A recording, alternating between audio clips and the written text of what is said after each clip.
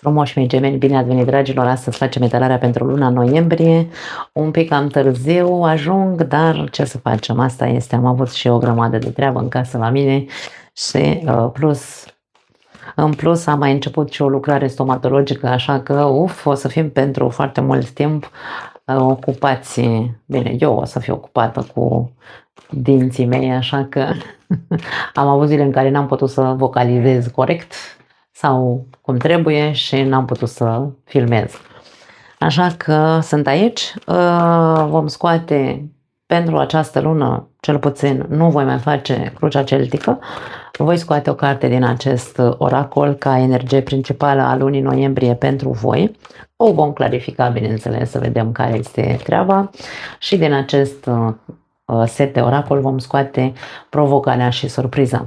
Așa că hai să-i dăm bătaie. Această etalare e valabilă, bineînțeles, pentru toți cei care aveți soare, lună, ascendent sau Venus în Gemeni. Luna noiembrie, să vedem care este energia.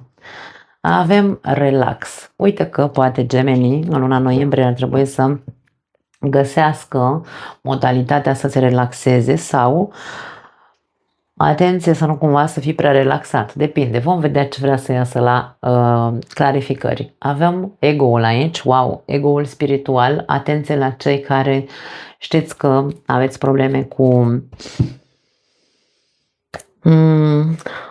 ego-ul spiritual pentru mine, așa pe românește, ca să traduc această energie, ce mă inspiră să spun, este umflarea în pene, da? Ne umflăm că suntem un pic mai sus decât ceilalți, avem o cunoaștere un pic mai largă despre viață și cumva ne umflăm așa în pene, da? Cam asta este pe românește traducerea mea a acestei cărți. Relaxează-te. În cazul în care este vorba despre umflat în pene, șezi blând că probabil mai sunt și alte persoane într-un fel sau altul care au cunoaștere sau dețin cunoaștere și probabil că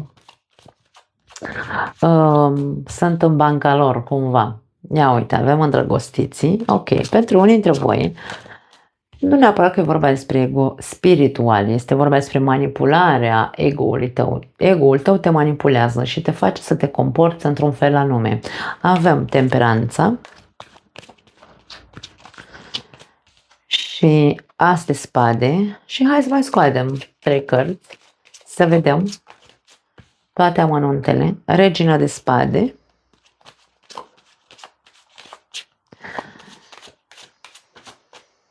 Zece de bâte. Ok, avem indiciu pentru unii dintre voi că luna noiembrie este una în care într-adevăr va trebui să învățați să vă relaxați un pic. Poate faceți un exces. Faceți exces ori la job, ori, nu știu, pentru a rezolva o situație. Vă extenuați, da? Ori pentru studii, atenție, poate să fie pentru alții dintre voi. Sunteți tot timpul, da? Gemenii sunt foarte pe învățat, aș spune unii, nu toată lumea, însă aici este vorba despre ok. Șezi blând? Luna noiembrie este despre a ști să te și relaxezi. Dacă ego-ul tău îți spune nu, că dacă nu înveți astăzi, de exemplu, sau dacă nu rezolvi problema asta astăzi, mâine e totul închis, nu mai poți să faci nimic. Și aici e unde cădem în excese. Încearcă să-ți controlezi tu acest ego. Atenție! Dă-ți timp pentru de toate. Relaxează-te. Încearcă să fii un pic mai, îmi vine să spun, mai puțin critic cu tine, cu cum faci lucrurile, când faci lucrurile. Fii mai puțin critic cu tine, fii mai răbdător cu tine. Dacă sunt lucruri pe care nu le înțelegi, nu te obosi să le înțelegi. Încearcă să-ți menții echilibrul cât poți de mult, ca tu să poți, ca informația, de exemplu, sau rezolvarea problemelor cu care te confrunți, să existe. Nu e vorba nici despre a te relaxa prea mult ca să pierzi timpul, dar nu e vorba nici să alergi prea tare să rezolvi totul acum, pentru că nu este despre asta, este despre un cert echilibru. Aici ți se spune alege echilibrul și, hai să spunem, echilibrul atât mental cât și emoțional, însă alege Alege să accepti că nu poți să fii peste tot, nu poți să faci absolut tot în foarte puțin timp. 7 de monede este cartea analizei, a pauzei, a răbdării. Învață să ai și răbdare cu tine, cu ceilalți și cu tot, nu știu, cu tot ceea ce cu tot ceea ce te împovărează sau cu tot ceea ce te stresează. Dacă aveți de rezolvat anumite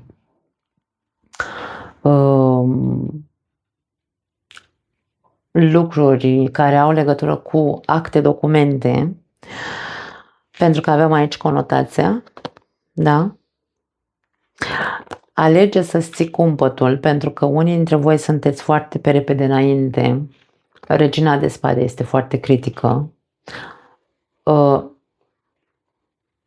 Încercați să rămâneți cât puteți de relaxați, îmi vine să spun aici, da, în privința asta, chiar dacă vedeți că întârzie să apară rezultatele, ca și cum, domne, nu mai reușesc să rezolv problema asta, încearcă să-ți menții calmul, pentru că vei reuși să rezolvi problema. Însă, când ești într-o energie din asta de foarte multă încărcătură sau stres, tu vibrezi stres, este clar că rezolvarea va întârzia să apară în momentul în care vorbim despre energii de stres. Atenție că dacă e din cauza ego-ului, pentru că ego-ul tău nu mai poate să accepte situația, da? În ce sens?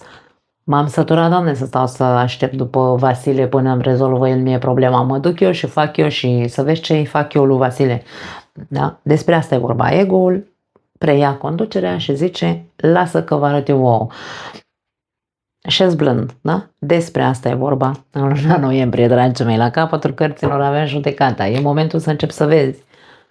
E momentul să începi să te trezești la o anume realitate care are legătură cu cu această poveste pe care, de care se ocupă ego-ul tău, de fapt. Da? Nu ești tu la cârma acestei minți, să zicem așa, ci este ego-ul tău. Dacă vorbim despre relax, vorbim și despre pauză. Poate unii dintre voi ar trebui să luați o pauză ca să vă liniștiți și să acceptați o anume situație. Dacă e pe plan amoros sau pe partea amoroasă, poate să fie vorba despre o persoană. O persoană ori de care tu ai fost îndrăgostită, ori o persoană de care, hai să spunem așa,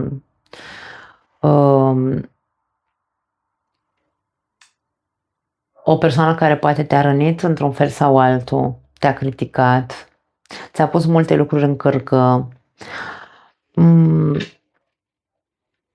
Ia-ți o pauză și încearcă să te gândești la tot ceea ce a spus sau n-a spus persoana asta despre tine. Analizează, pentru că vei ajunge la o concluzie. Aici este asul adevărului pentru mine, da? Lasă-ți ego-ul deoparte, pentru că aici trebuie să se întâmple o trezire, trebuie să se întâmple o concluzie. Niște adevăruri care s-au spus la adresa ta, de care tu trebuie să ții cont și pe care tu probabil trebuie să faci o investiție în loc să stai să te streseze faptul că persoana a spus prea multe lucruri despre tine, mai bine analizează ceea ce a spus, pentru că îi vei găsi sensul la ceea ce a spus acea persoană. Însă ego-ul trebuie lăsat deoparte. Da. Hai să vedem.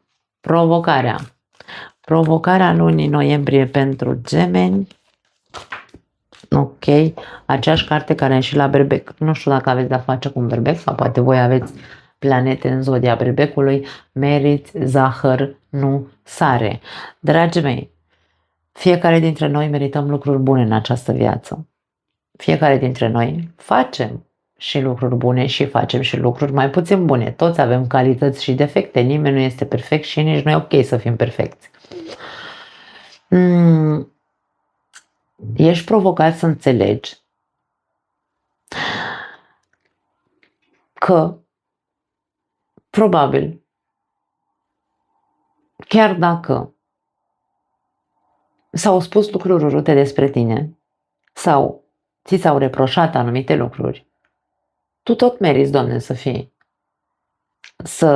nu știu, hai să zicem așa, tot meriți să fii iubit, tot meriți să fii, tot merită să înțelegi că meriți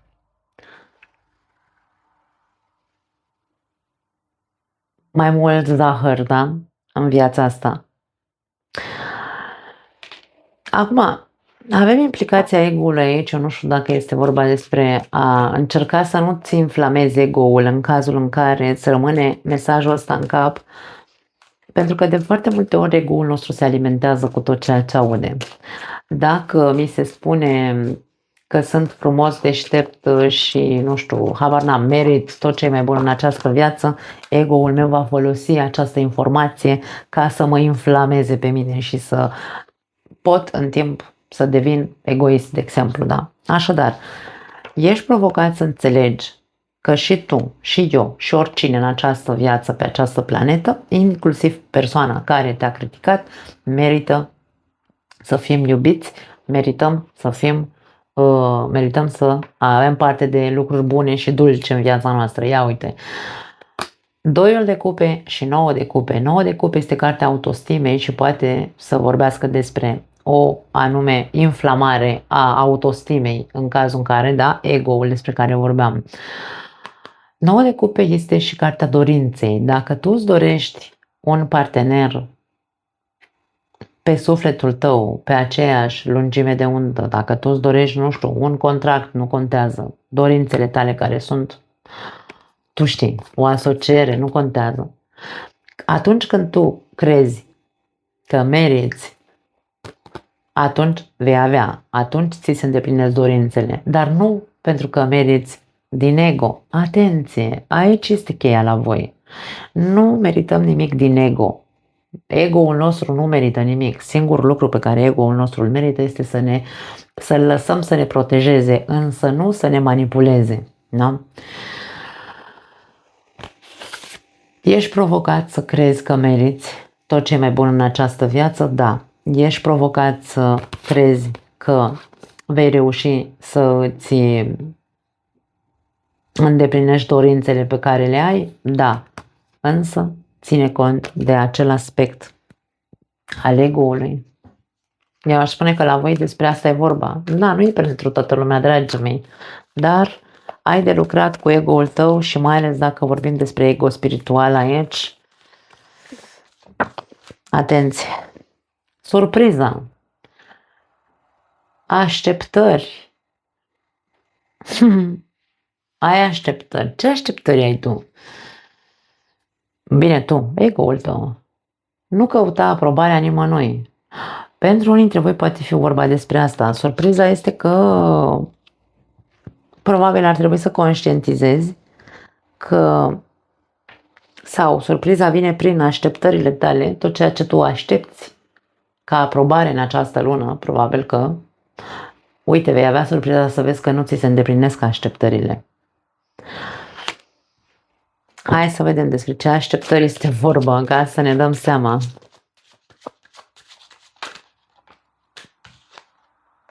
Așteptări pe plan emoțional.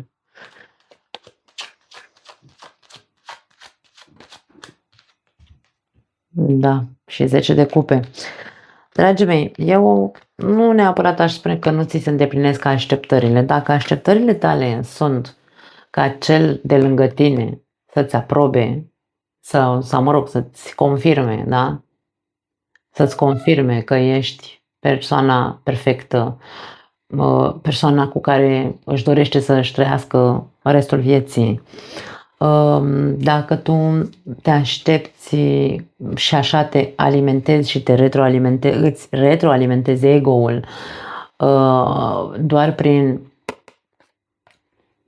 cuvinte frumoase, laude și alte chestii, ca să fii într-un fel sau altul satisfăcut emoțional, ei bine, surpriza e posibil pentru cei cu ego-ul inflamat, e posibil să nu vină acele rezultate din partea acelor persoane de la care tu te aștepți să fii validat într-un fel sau altul.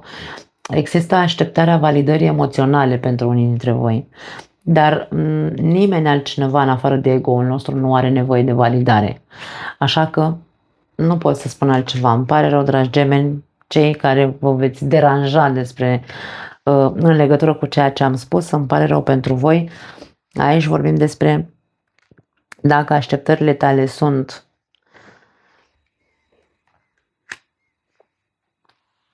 egoice și nu sunt reale, în care să zici, Doamne, eu știu că merit pentru că sunt o persoană minunată, nu pentru că sunt eu inflamată, ci pentru că sunt o persoană minunată, știu că sunt o persoană minunată, atunci așteptările ți se vor îndeplini atunci când nu cauți acea validare, ci cauți pur și simplu, nu cauți aprobare, nu cauți validare, nu cauți absolut nimic, ci cauți pur și simplu să fii. Să fii în această energie care să-ți aducă ceea ce tu cauți. Ia-ți o pauză în luna noiembrie, relaxează-te și